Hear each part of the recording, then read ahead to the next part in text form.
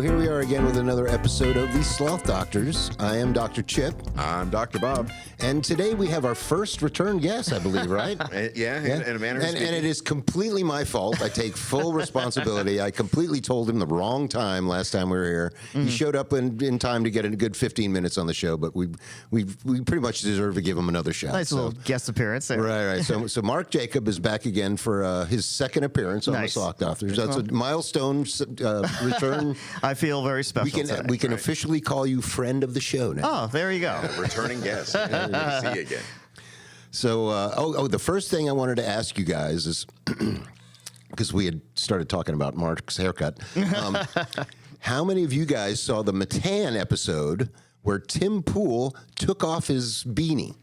I missed that. Yeah, I didn't see that. Oh, my God. That's all I can say. I can never look at him the same. No. Ever. There was a picture of him floating around without it. Oh, so you've seen it? Yeah. You have no idea. I have no idea. Dude, he looks like, I don't know, man. The only thing I can really, Colonel Klink comes to mind. Yeah.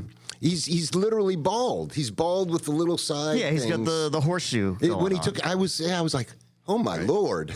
It's probably been that way for a long time, but the hat you've never known, right? Yes, He always wears the hat. he's a different. I mean, he could walk around with the hat and not be recognized. Yeah. I'm pretty sure if he just took that. But at this point, it's such a brand Yeah. Oh yeah. that he would be. I mean, there was pictures of him when he's at Mar-a-Lago. He's wearing a suit and he's got the skull cap on. You know, God bless Matan for getting him to take it off. Right? It's situations like that make you it helps the plausibility of Clark Kent in the glasses. Like maybe it really does just take one little affectation and all of a sudden nobody can recognize you anymore. It's true. Good point.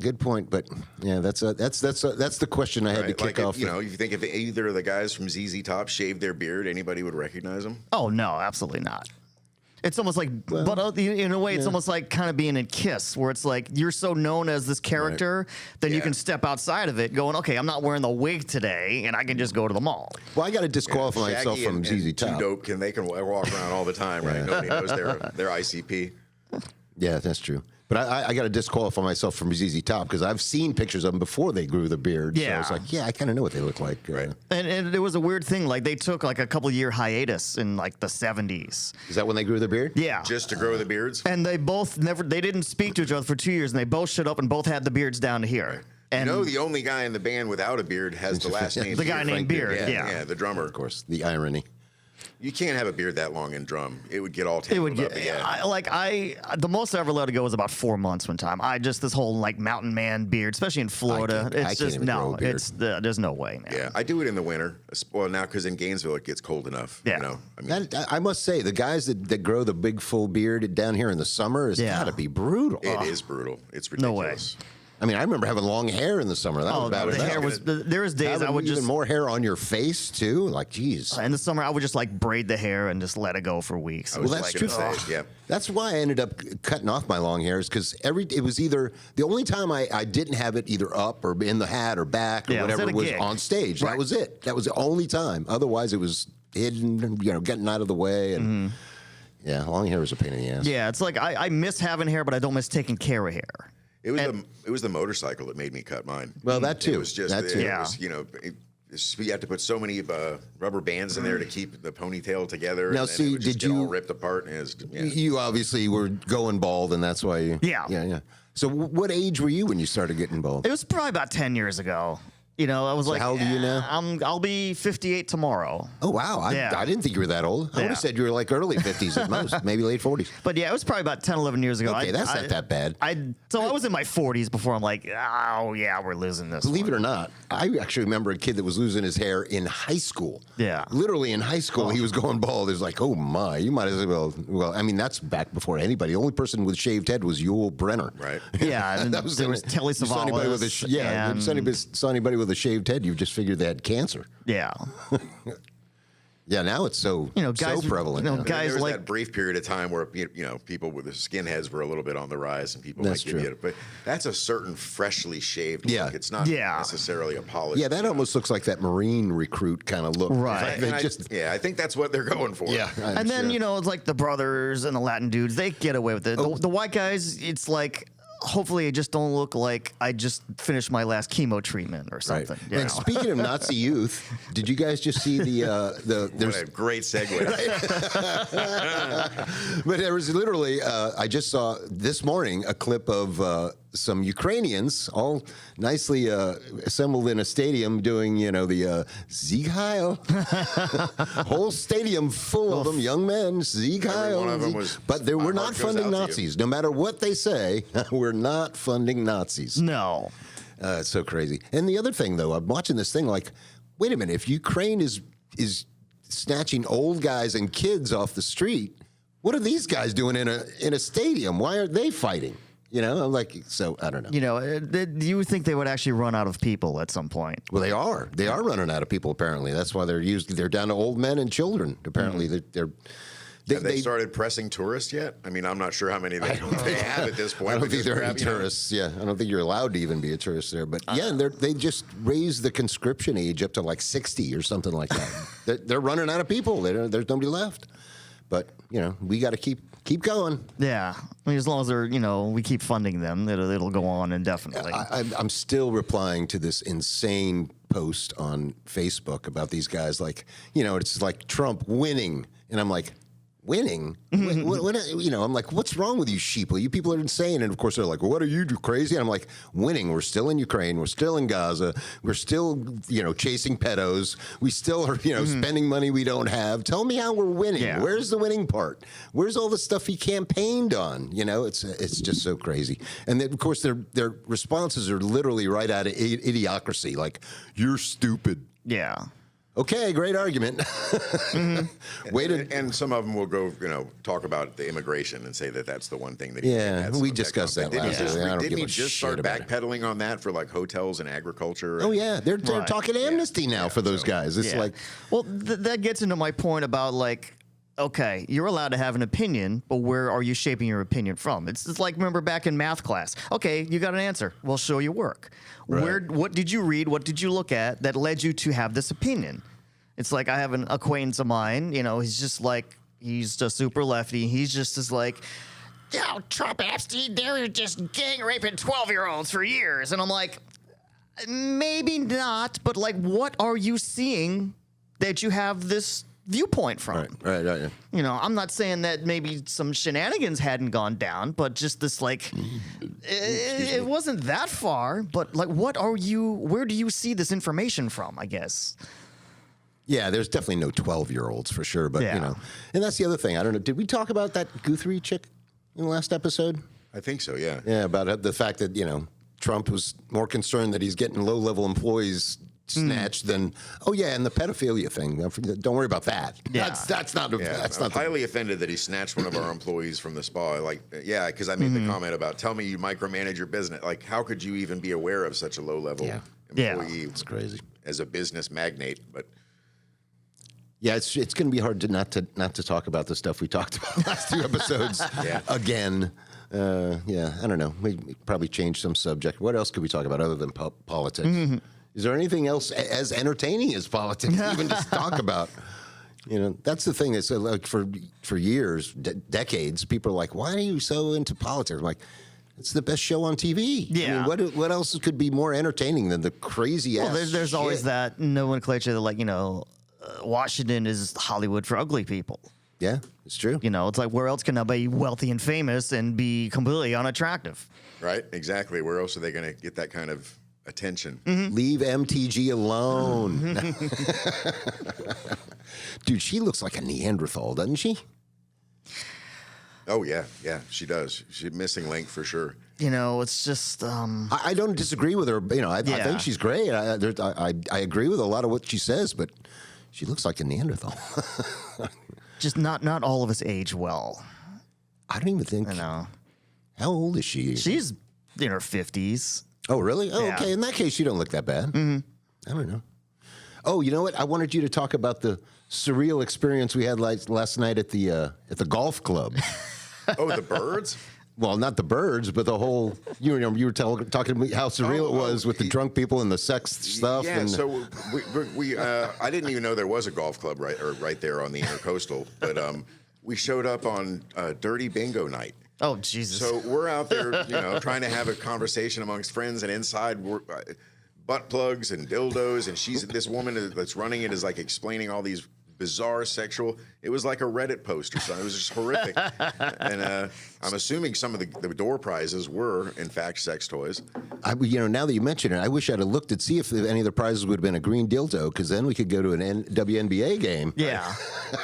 Oh, that reminds me of that when we were there at the scene last night and talking about sex toys.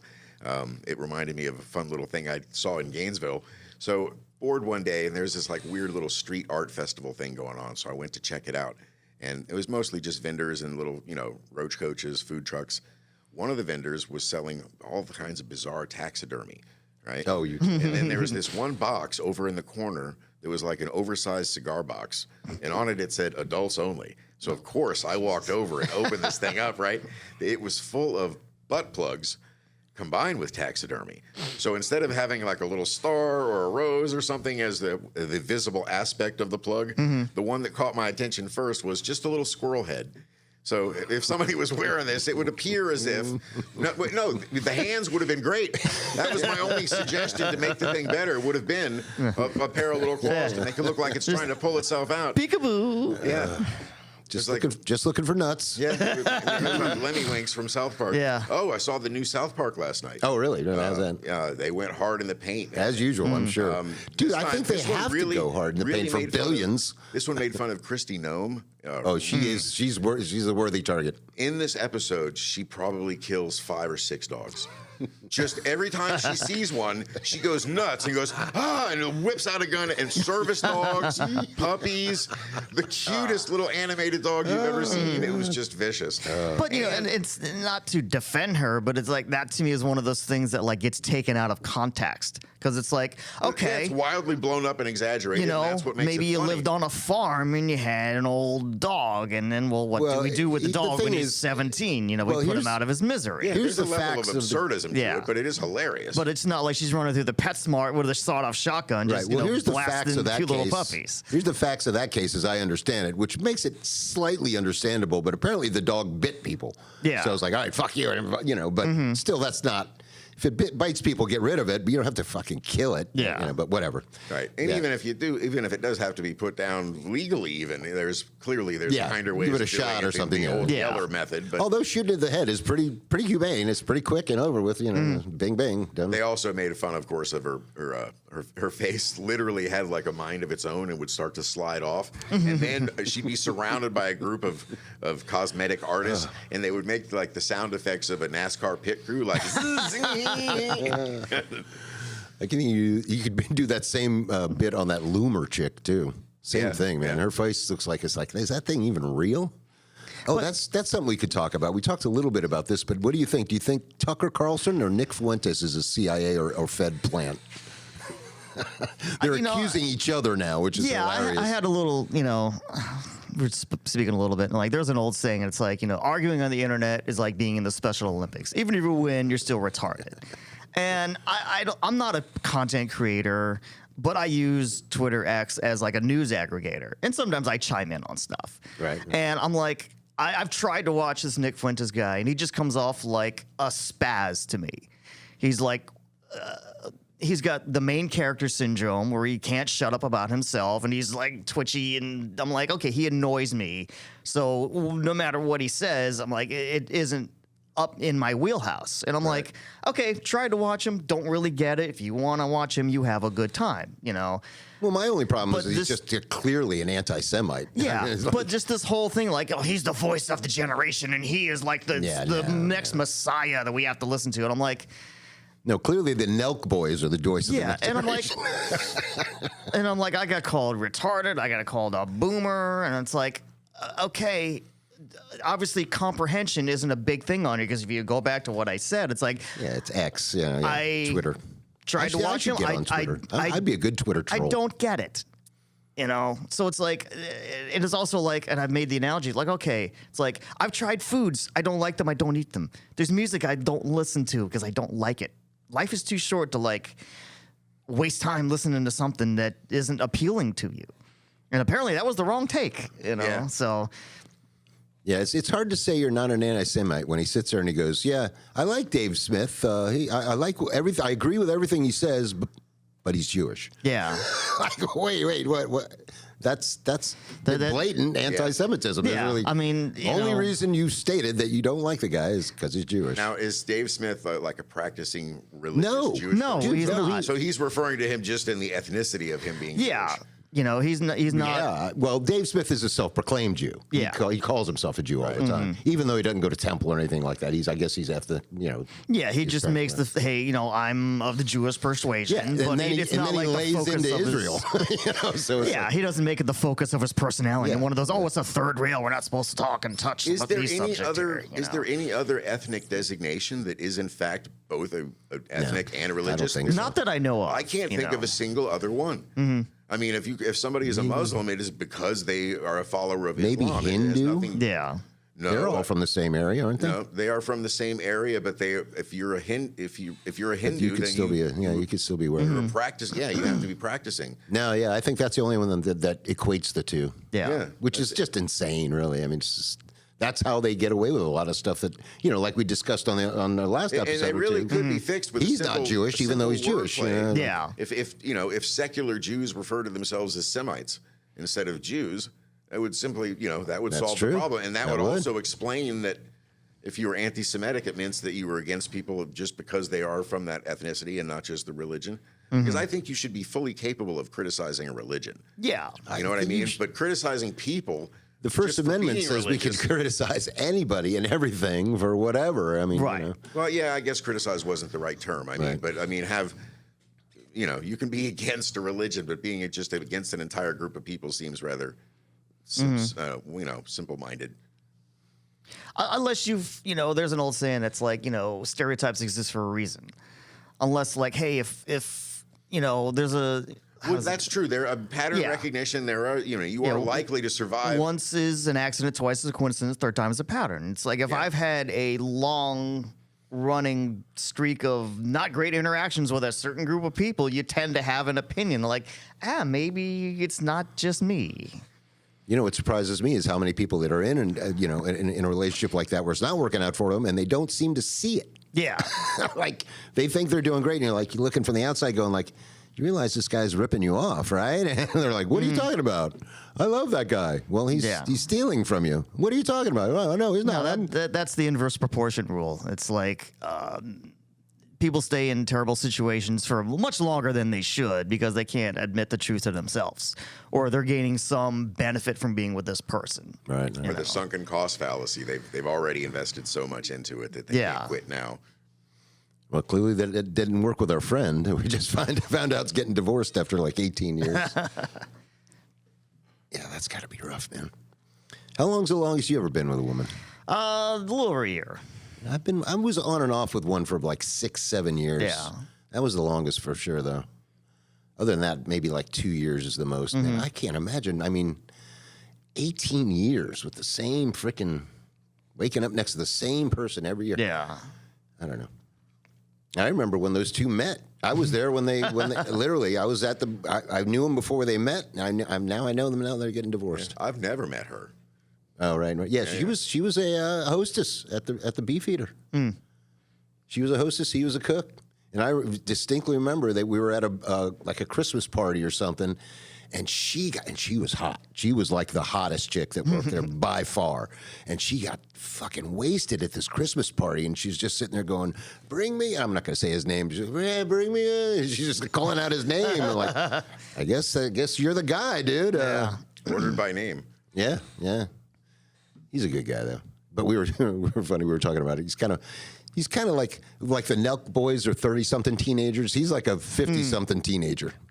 He's just like he was hanging out with this guy last night that told us this great story about how he had to go on the naval base in Key West and he had to smuggle his M16 on there by like taking it apart and hiding it apart.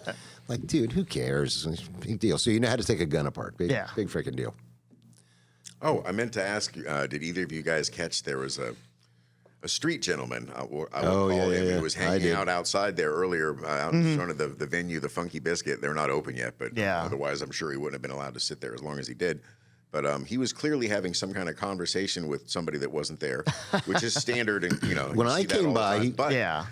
I noticed he was doing something I haven't seen since Kids in the Hall. He was crushing heads. He was literally.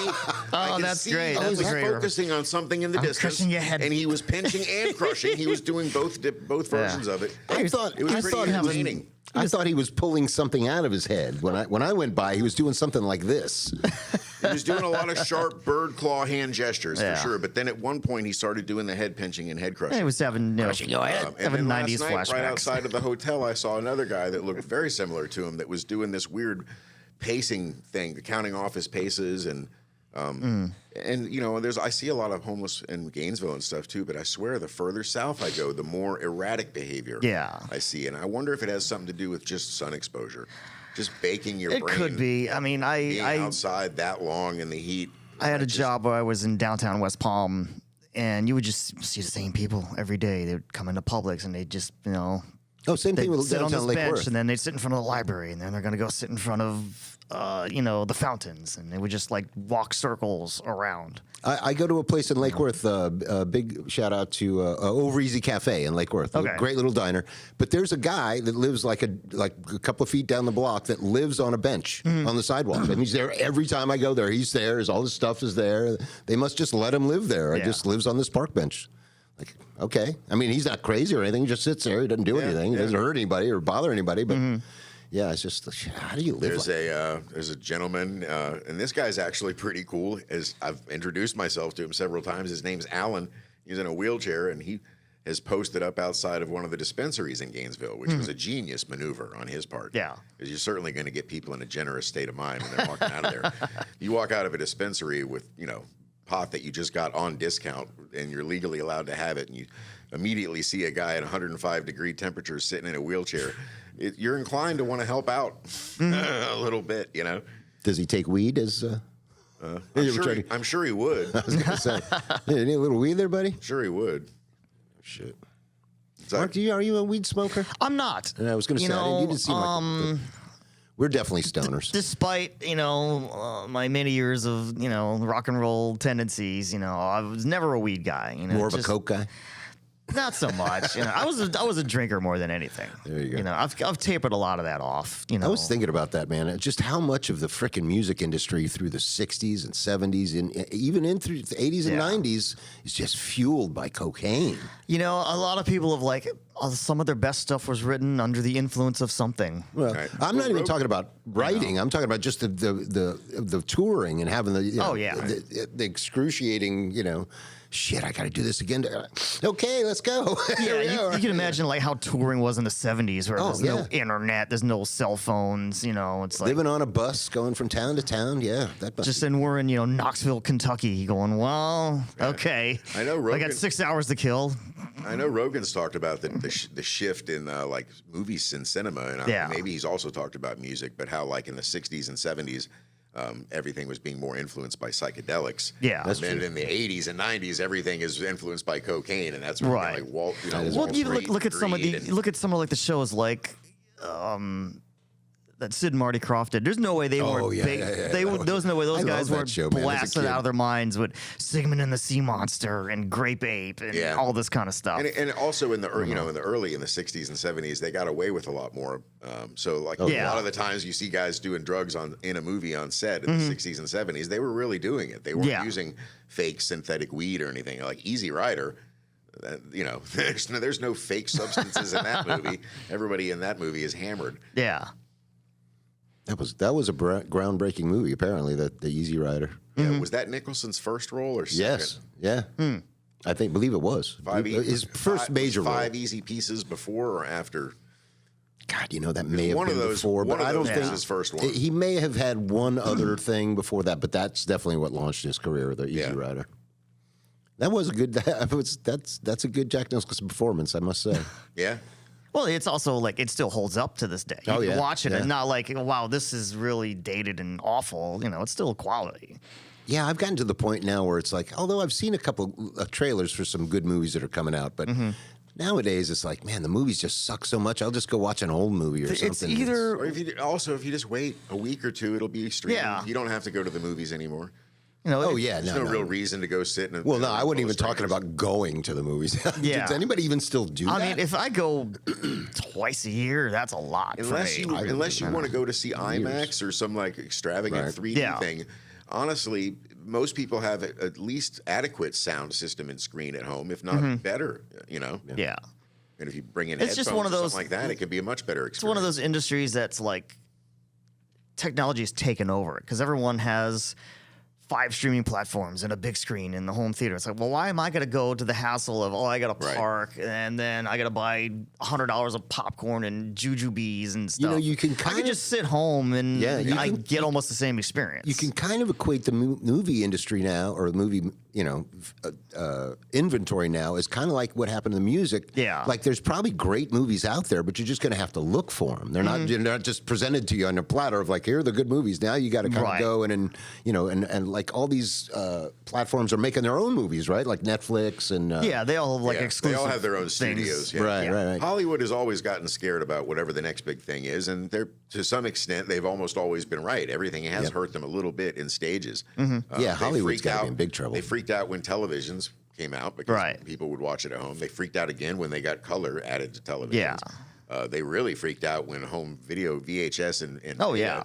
Betamax. Well, Yeah. they're getting a double whammy now of not only going irrelevant, but being accused of being all pedos. Right. And it happened again when things went to streaming, and so it just and now pretty soon it'll be AI produced, and they're Oh, reasons. speaking of, And at some point, like they've, it's a cliche thing. They have run out of ideas. It's like, how many Fast and Furious movies do we really need? Right. But if Exactly. you look at the golden know. age of Hollywood, like the 1930s and the 1940s, the amount of Americans that went to the theater regularly was Yeah. staggering. Oh, yeah. It was like 70% of people. Right. So if you had a big movie that came out, literally everybody in the country would see it. Yeah. You know what's funny is a lot of what drove a lot of that back in those days is the fact that the movie theaters had air conditioning. Yes. That too. I literally heard stories of people yeah. going like, "Yeah, we'd go to the movies to just Right. for the air And also conditioning." remember, they had the movie tone where they would show clips before, so you can get what they perceived as the news at Right, the right. time. Newsreels, you know. yep. The downtown West Palm Beach, I'm not sure if it's still there anymore, but originally it was just the Woolworths, and their big claim to fame it said refrigerated air on the glass. Yeah. And so people would go in there just to cool off. But Not to it's blame it's 'em. it's like I have a theory about like, we've been musicians for years and we remember how it was back in the day. It's like you didn't have the entertainment experiences that you have now. It's like, remember like when The Wall came out, it was an event. Right, yeah. And you went to the record store and you looked at the lyrics and you listened to it. And it's like now we didn't have video games and the internet and Well, the thing is that now all we kinds have of stuff like that. So we have you too many choices now. We Yeah. have too many. They were oversaturated with media, but because of that, as a culture and as a nation, we don't have nearly the amount of shared experiences. And Yeah, almost I'll agree with everything that. used to be a shared experience, which is what made it so much more effective. And there's also not a water cooler to gather around anymore. But that's what used to make it so much more effective to try and to control the media and to censor, and to have Operation Mockingbird and all that kind of stuff. Yeah. Because when everybody is only tuning into 3 networks and everybody's watching the same movies, it's a lot easier to push your agenda and push your message. They still do it. They still Yeah. do it, They obviously. try. But now they have to put their fingers in so many pies because there's so many different, Oh yeah, ways to it's- access information. Yeah, which is like we talked about with you heard about the Barry Weiss podcast getting bought up for $250 I saw a story million. about that. Yeah, It's like I don't understand it. She was already pro-Israel. What's the point? I don't get it. I don't understand what the point is. That's, I don't know. Maybe that point hasn't made itself evident yet. yeah.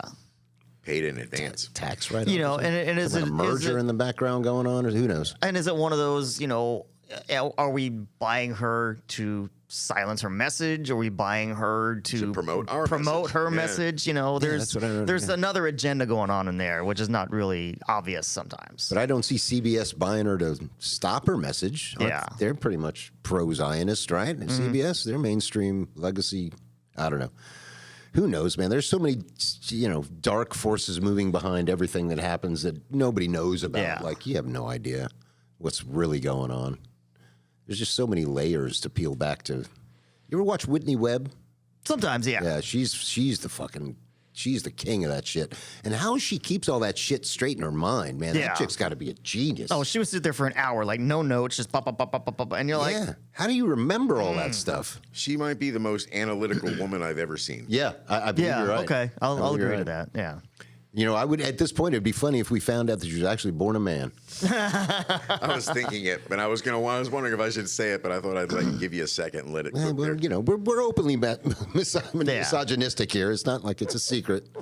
Although we love our Becca. Becca, she's hilarious and genius. You know Becca, don't you? Becca Cesars. No, I don't think I know her. She's a singer. She, I don't know. She's not really doing a lot. She hangs out at Cagney's a lot. Okay. We go to Cagney's. Anyway, but yeah, the whole, you know, and some of these chicks like Gnome and Loomer and, oh, you know, here's the thing.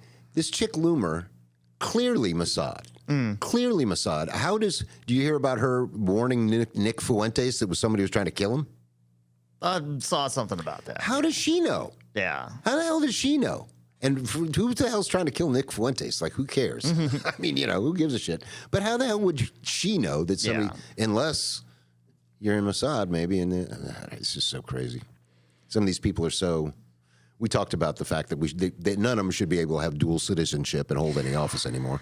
Well, you have to pick a side. Yeah. You know, especially just so many people that are in political office with the dual citizenships, you know, and it's, again, that's like a touchy subject. Well, it's the thing like, is, well, are you us? Are you team us or are you I team think them? the only way it should be allowed is if your position is that you're the ambassador to that country. Right? Yeah. But that would, you know. But that's the whole question: is who is on our side? I mean, there are people that are convinced that Israel's on our side, and it's like, Yeah. I don't know. They don't seem to be, looking out for our best interest. They're barely even looking out for their own best interest, let alone ours. You know?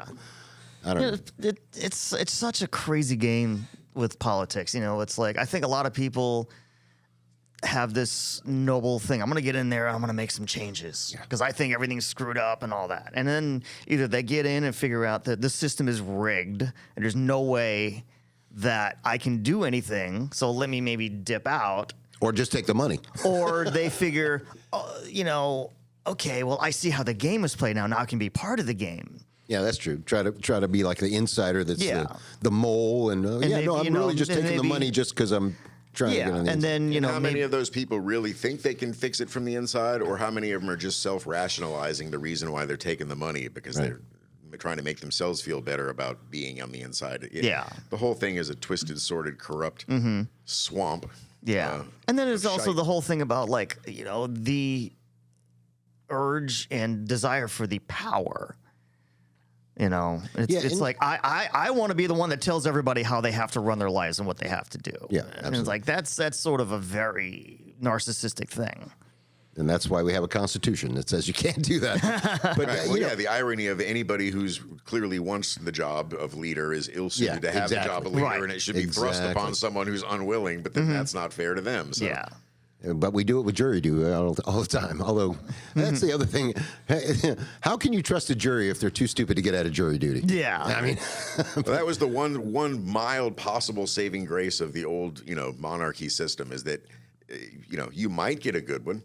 They're guaranteed to be in power, so they don't have to worry about. It's the same thing with judges. When you go to court, it's like, well, it all depends on the judge. Yeah. Same thing. It's not like it's all that different. But I'm still like, I'm the guy that goes right to the root of the problem. Like for politicians, let's end campaigning. That's where all the money comes from. That's where it goes. That's where it comes from. That's all the people that are ripping it. Let's just get rid of campaigning. If you're caught campaigning, you go to jail. Yeah. Here's what you can do. You can put up a website. You can spend as much as you want on that website. and state your claims and your positions and this, and defile anybody else you want, but that's it. Yeah. If anybody wants to see that, they have to go and look at it. Right? So that would just, how would you, well, I guess you could still.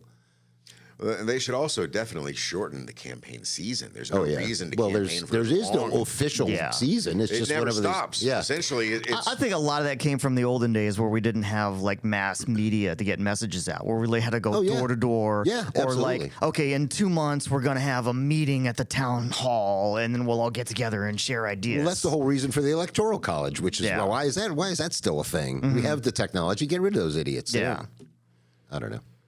But yeah, I mean, again, going right to the root, get rid of these guys that are, diverting democracy. And we have the technology. We could be a true democracy if that's what we really wanted. Then of course, that brings up the question, are we smart enough as a people to be a true democracy? And at this point, would anybody even trust using that level of technology to determine anything? Well, that's a good without point. just immediately crying that it's been manipulated or that and it's been shown that, fake. hey, these voting machines, why are they connected to the internet? They can be altered. Like 12-year-old kids will come in and like hack the voting machine in 2 minutes, and it's like, that's a little disconcerting. Yeah, right. Yeah, that's true. That's true. I don't know what the solution is. There will always be a level of cynicism and skepticism. Oh, of course. No matter what method is used. That's our trade. Yeah. Yeah, I mean, there is apply no our craft. perfect method, but we could maybe take some of the variables out. But I mean, it's not surprising that people are cynics and skeptics. I mean, why wouldn't they be? As many times as they've been proven right, as many times as the government has admitted to, oh yeah, we did do that, but we don't do it anymore.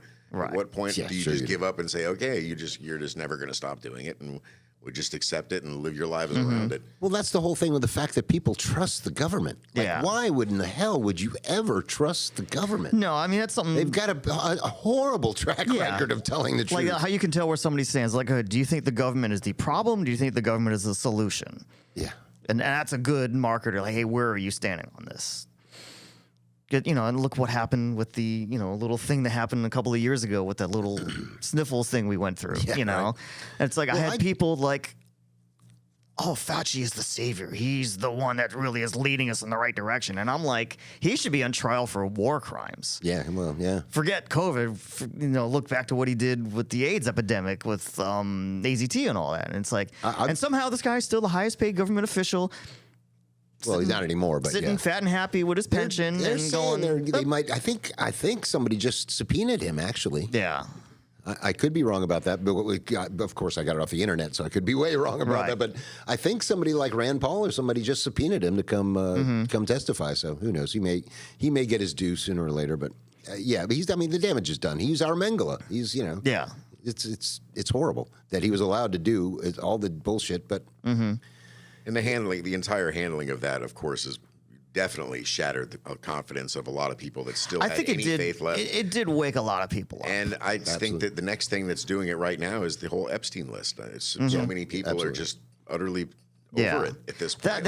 It was poorly implemented how they did that. It's like, oh, we got the evidence. It's on my desk. We're going to see it. And a couple weeks later, sorry. It was part of his campaign. Yeah. But the thing is, why? It always goes back to why, who's getting protected, who's getting covered up for. Here's why. Was it part of his campaign? Yeah. Because he knew if he said that, people would vote for him. Right. No, Campaign are you talking about promises. why nobody's ever going to find out whatever happened there is because there's $21 trillion got laundered. Yeah. If they reveal that and exactly who was in on it, which is just about everybody, that's a problem. That's going to bring the whole system down. And you figure like, okay, well, the list of the people that went to the island, it's like, well, it's a big list. Yeah, and just because you went to the island, who cares? That doesn't mean anything. If I didn't, if I was one of those guys that said, hey, you want to take a trip to an island and it's snowing out? And I'm like, yeah, fuck yeah, why not? Let's go to a tropical island for a little while, and spend a couple of weeks there, have a vacation, go home, and nothing happened. Big deal. You know? Doesn't mean you did anything on the island, but the thousands of tapes would be a little incriminating. Yeah, that supposedly don't exist now. It's crazy. They're in somebody's vault somewhere. Yeah, when they say they're protecting the victims, they're not talking about the women. Yeah, right. They're talking about the victims of blackmail and the victims of the the people that they have dirt on that are all part of the system. Those are the people they're protecting. Yeah, it's so funny. I mean, it's like there's Epstein, there's Diddy. Who's the other one that's caught up in this shit now with the parties with the cameras? There's somebody else too, but it's just like any place there's a high priority individual having these giant parties and there's cameras everywhere. There's going to be, even if it's after the fact, the CIA, the Mossad, they're going to get involved. They're going to go, hey, let's hack in and get those videos, see what we can see. Especially if you're, like when you show up, if you're asked to put your phone into a Faraday bag, that's also a pretty good indicator. Maybe we can have the evidence, but you can't. Yeah, exactly. Cameras are only working on one side of this mirror. Yeah. Speaking of cameras, I thought of the ultimate angle if I ever do the, how I love you ever watch the audit videos? Yes. Where they come with the camera and just stand there and just wait till people freak the fuck out. Yeah. Well, normally when people go, well, why are you here? They go, oh, this, that. I have the purpose. If I ever do it, the reason I'm going to do it is say, oh, I'm doing a documentary on cameras. I'm taking pictures of that camera and that camera and that camera. Oh, you don't want to be on camera. Oh, well, wait. Yeah. Well, turn that one off. I'm just here. I'm just doing a documentary about cameras. What could they possibly say? Well, don't take my picture. Well, I'm taking pictures of the cameras. Right. And I've watched some of those videos, and it's also, there's a point. I see their point, but there's also like, hey, if you're standing out the courthouse with a phone like this, someone's going to come out and ask you, hey, who are you? What are you doing? Right. Well, that's fine. I'm just taking pictures. I'm allowed to be on the sidewalk. Yes, true. And that's where it should end. Then the guy should turn around and go, okay, have a nice day. And then it turns into, well, it looks suspicious. Well, by whose standards? Like I was in a band that traveled a lot through the Midwest and through the South. And we would always have to go through the border checkpoints in Texas. Right. And you pull in there and it's like, there's no not going through them. And you're like, okay, well, who are you? Where are you going? Are you all citizens? And it's like, yes, but like, can I don't want to answer questions. I don't really want to talk to you. Well, you can, but you're doing it to make a point. Is the whole thing. And the point is that checkpoint shouldn't even be there. Right. Which I agree with. I think it's stupid. And I'll tell you for a fact, because I had lived in LA for a few years and I moved back here about 8 weeks before 9/11. Right. And I remember driving through, I took the 10 across and came back to Florida. There was no border checkpoint there. Right. Because there's one on the 10 about 90 miles in from El Paso, and there's one about 90 miles in from the south border. And they weren't there pre 9/11. I know that for a fact. I remember right after 9/11, about maybe a year or two, maybe about like less than a year after 9/11, I was up in Boston. My dad was taking me back to the airport, and the cops had just one cop car had a little checkpoint set up on this like flyover ramp. So that's like you got to stop. You're not the only way to go is back. Right. And we got stopped by guys and pop your trunk, and we're like two white guys in a car going to the airport. We're like, what's going on? So I mean 9/11 was definitely we were talking about this last episode, but what are your thoughts on the Oklahoma bombing? Have you seen the?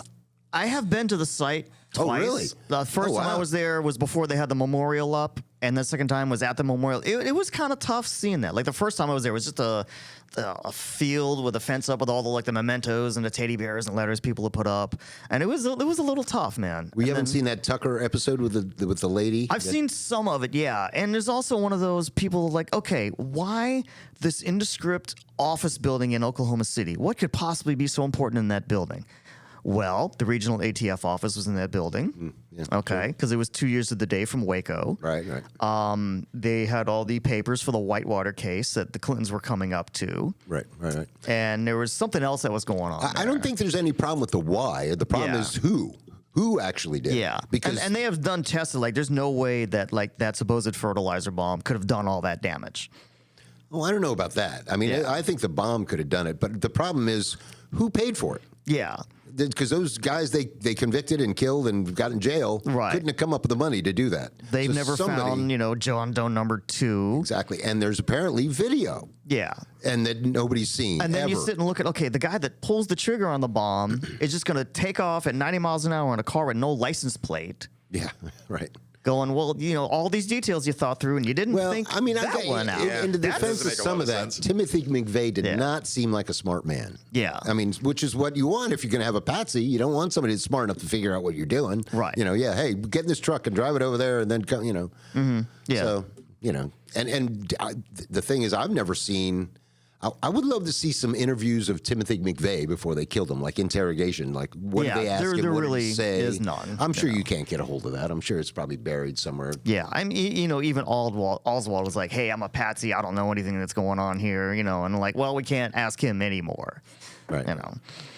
But it's just one of those. It's like if you're a little curious and makes you ask questions, like, okay, well, maybe there was a few coincidences here, but it's like just out of nowhere, we just blow up some building in Oklahoma City, and like, well, there was a reason. It seems like it's there was something being covered up. If you pull back, it seems like since at least the 90s, maybe even sooner, the government has been trying to expand its own power and size. Yeah. Without, I mean, I don't know if there are people behind it or if the government has just become this nebulous thing that just like like AI. Maybe it's just taken off on its own. I think there was a point like that happened with the Ruby Ridge episode where all this went on because he cut a shotgun a quarter-inch too short. Yeah, I mean, and like, why was such a big deal made about this? They killed his wife, they killed his family, and like, just some guy, just leave me alone. well, yeah, you can't have that. You got to have authority. You got to have people that say, And that's no, where you can't. You a lot of that comply. sort of kicked off, where it's like, why are you bothering this guy? Yeah, I wonder about that too. I don't really even know that much other than the ending of Ruby Ridge. Like, Yeah, and then how did that ever? a lot of that went on with like the Waco and the Branch Davidians were like, well, there was allegations of this. I'm like, well, did you actually see it? Maybe Who they were just cares? like, hey man, leave us alone. Well, yeah. Not only that, who cares? Let's say everything they said is true. Yeah. Let's kill the children. Yeah. Really? I mean, that doesn't seem like the appropriate response. Let's just kill everybody. You know, no, probably not a good idea. Anyway, yeah. I wonder what percentage of the ATF is dedicated to the tea. You know, I wonder how much of that is tobacco-related problems at this point. Are there people growing fields of illicit tobacco and trying to get them? I mean, obviously, cigarettes that were stolen from trucks and whatnot, you know, they fell off the back of a truck. That kind of thing, I understand. Right. But I have a feeling that they're leading real hard into the F and not so much into the T and probably not even that much into the A anymore. Right. You think we still got moonshiners? We got, guys running Not so much anymore. You know. White lightning. Dude, there's so many of those. But to me, that was like the government was like starting to like push boundaries a little bit. Oh, what can we get away with, and what were the people not really clap back too much about?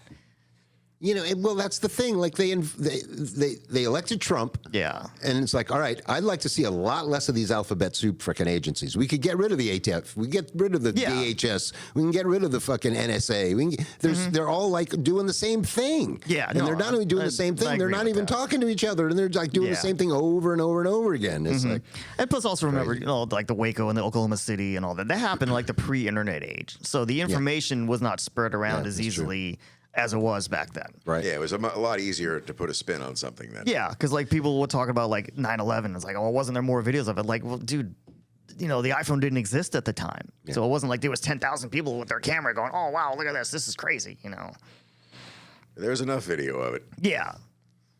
But you had to like purposely, I got my handy cam, or you had to like go out of your way to like take videos of stuff. It wasn't like it is now. Yeah, well, that's why photojournalists can't get a job now. There's like, no, what are you going to send somebody somewhere with a camera? No, you're just going to wait until somebody who already lives there catches it on their camera. Yeah, which that's sells interesting. it to your network. I remember when Trump won the election, they had like the party at the convention center downtown, and they had like media in from all over the place. But across the street, there's like 150 just independent journalists, and they all got their iPhone, and they're all like in this little bunch. And I'm like, so across the street you got the big satellite trucks, and then over here you got people that are just on TikTok, going, okay, well here's what's going on. So it was a really interesting dichotomy of like how the media is.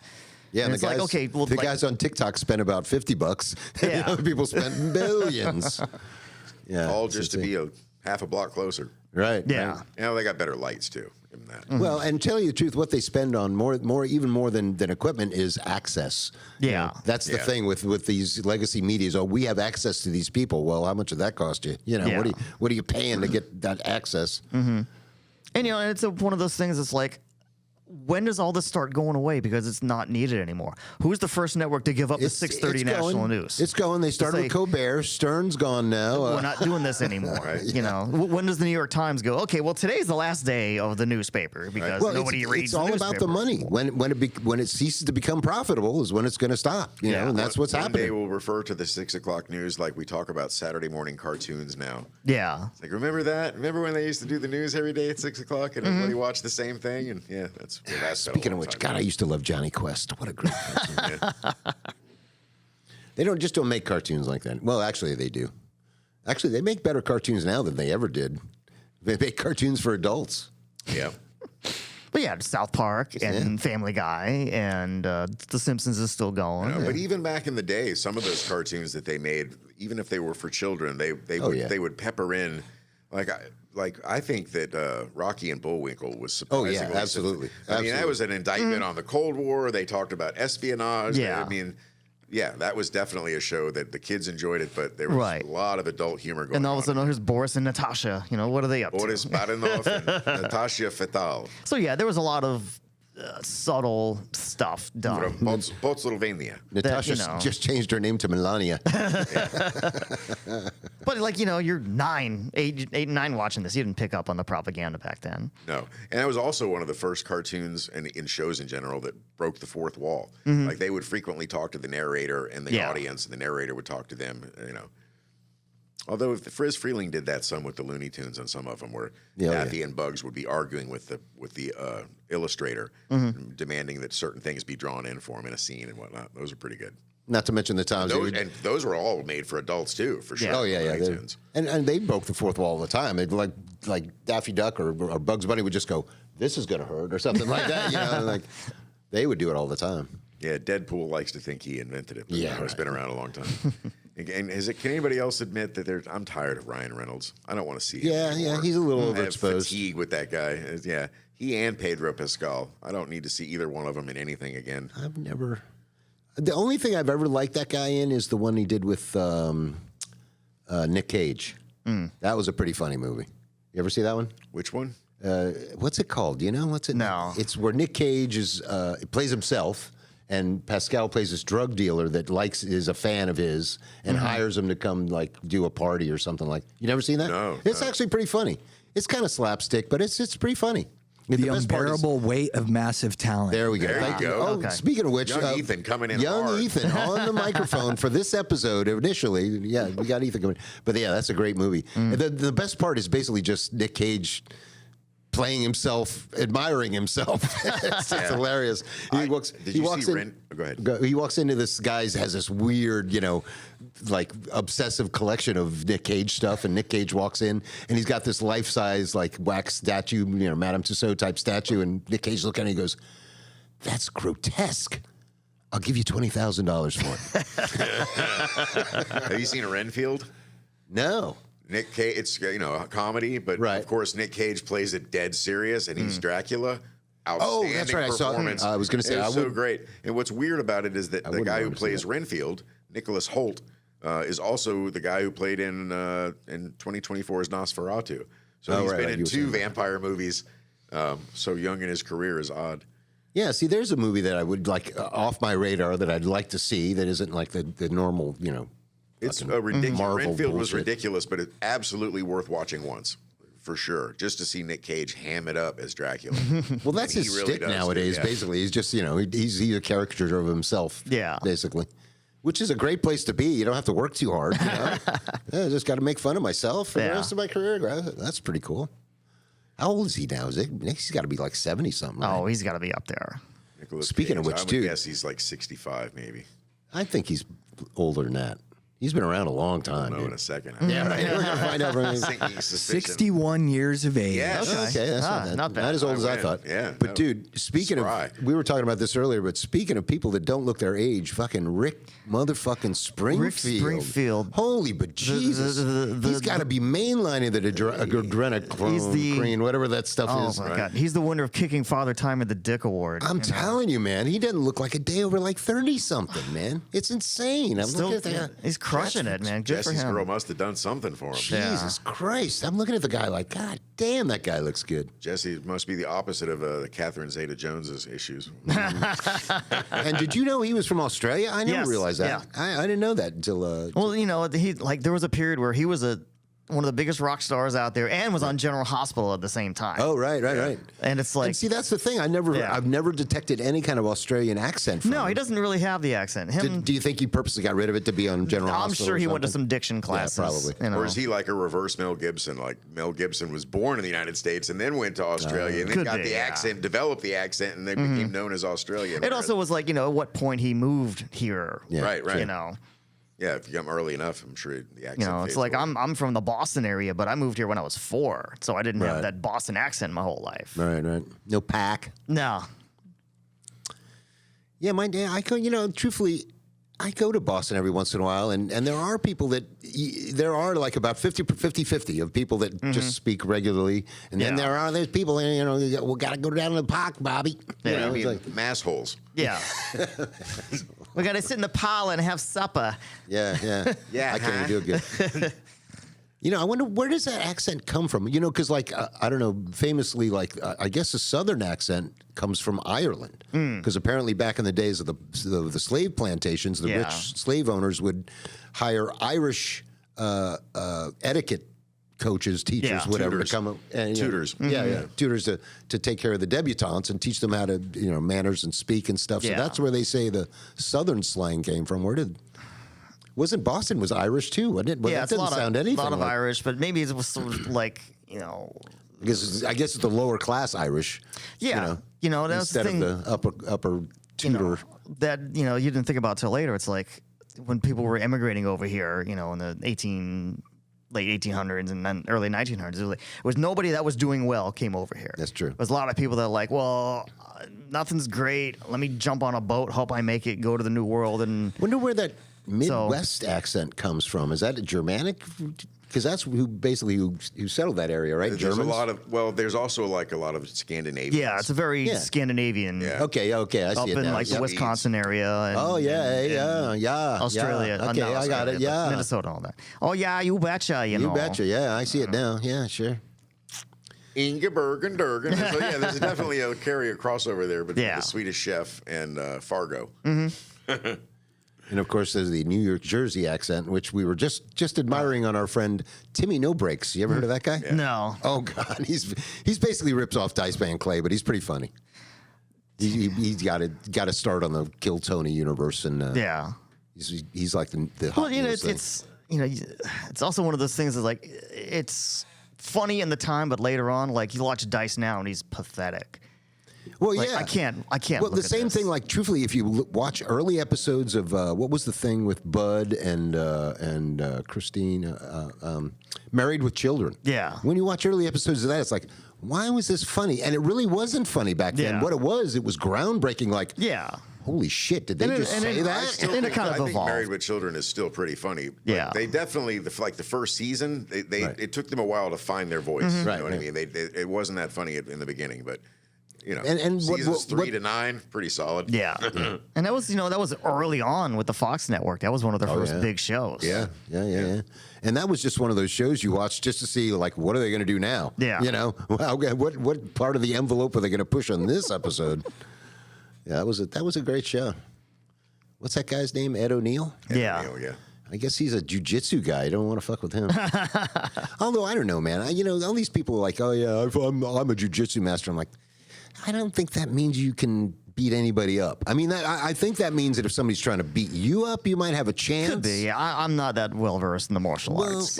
It's going to help, but Yeah. fighting is like a rock, paper, scissors kind of thing. Yeah. Like, Well, not only what I mean? that- No matter how well you grapple, you can still get punched in the face. No matter how well you strike, you can I think still a get lot of taken that down and is grappled. for like the discipline. of Well, it, that's true. That's you know. true. Yeah. But when it comes And to flexibility, actually, I'm sure it's really good for you. when it comes to actually getting in a fight, the thing they don't realize that these jiu-jitsu classes, in a real fight, there are no rules. No. You can put me in your triangle all you want. I'm going to bite your dick off. Yeah. It's like Not only not that, exactly- but it's rarely is it one-on-one. You know what I Right, mean? right. So as soon as Right. you're on the ground with dealing with one person, one of his friends is just going to come up and step on your head and Exactly, yeah. kick you in the nuts. Yeah. Break one of your Well, that's why, knees. like when the UFC first started out, they was like, okay, I'm good at jiu-jitsu, I'm good at grappling, and I'm good at boxing. It's like, okay, well, you had to be good at everything. Yeah, Right. But now Oh, it's mixed. It really is Right. mixed martial arts. And It they has to be. train for it. Whereas, man, I love watching those very first ones, the very early Yeah. UFC. Those Oh, things yeah, are yeah. great. And then watch some of them now. It's like, oh man, any one of these guys nowadays would kick both of those guys' ass. Oh, definitely. like Yeah. 2-on-1. There was no weight divisions. Oh, Yeah, it was I just, remember watching. it was wide open. Yeah. A Dutch kickboxer fight a Sumo wrestler, right? Like a 300-pound weight Right. difference between the two of them. And the sumo wrestler got his ass kicked. Yeah, got his teeth kicked out. Yeah. And the Yeah. other guy broke his arm in the very first strike. Oh, really? In that Dutch fight? guy, yeah. And he Oh, no did not- shit, I didn't know he that. did not continue to fight. I think that was in 94, 1994. Yeah, because you got to. That's like he's got another fight after that. it was- So he how just do you? kept going. Yeah, that's He had to insane. stop after that. Yeah, that was. How crazy were you to even sign up for that back in those days? Yeah. I mean, these are guys that still would sign up for like tough man contests or whatever. Right. But at Bare least they're. knuckle. Yeah, but at least in that, there's some rules, you know, I Yeah. guess. I think the only rules in the beginning were no eye gouging, no biting. Yeah. That was it. Yeah. You were allowed to Yeah, groin no strike. You were allowed fish to hooks, no headbutt. eye gouging. Yeah, that was about it. Allowed to hold on to the cage and kick the guy while he's down. Yeah, it was crazy. But It was it's crazy. interesting how it's evolved into such a thing, Right. you know. And like traditional boxing is like all but dead now. Yeah, I mean, kicking a guy while he's on the ground is straight up street fight. Like there's no, Yeah. you know what I mean? And that's how that Dutch kickboxer won that fight. Oh, do they Kick a still guy on the do? ground. I don't know if you see it. I get them on links on Facebook every once in a while, but they still in Europe have like a league where there's no rules. Right. You just go in there and the thing is that you don't see any fat guys doing any of that. No. You see guys that have been doing MMA for a long time going in there and they like headbutt each other. Like as a matter of fact, one of the guys opened right up with a headbutt, knocked the guy out. Yeah. Hit him right in the chin with his head, knocked him right the fuck out. The old Glasgow kiss. Yeah. All right, let's wrap this one up. We've been here for an hour. We'll take a little piss break, and we'll be back with the next episode. Nice. Yeah, like and subscribe, guys. And of course, call us and leave us a message at, you want to try to do it this No. time? Or you want to do it? 904-549-9024. 9024. That's the part I can never remember. 9024. Okay, got it. All right, guys. Thanks. All right, we'll see you next one. Yep. All right. Thanks a lot.